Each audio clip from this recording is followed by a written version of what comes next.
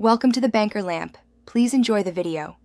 You begin by ensuring both your router and Xbox have current firmware and system updates. This prevents known bugs. Once done, move the router closer and higher, away from microwaves and thick walls, to reduce signal loss.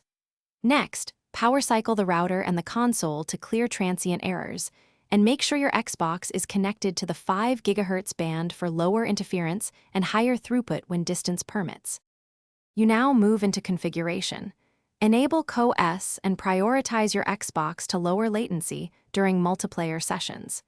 Make a DHCP reservation or static IP for the console so port forwarding rules stay effective. This helps NAT type and matchmaking. Then scan for nearby networks and switch to a less crowded channel and enable 802.11 AC/AX modes. If you finish by running Xbox network diagnostics to confirm improvements, check ping, jitter, and download/upload numbers.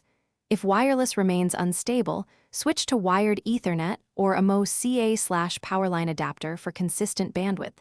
This often fixes packet loss. Finally, make sure NAT is open and try alternate DNS servers.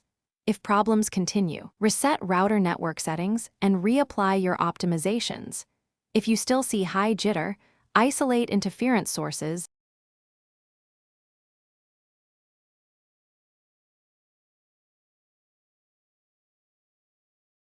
Thanks for watching. If this was helpful, leave a like and consider subscribing. See you next time.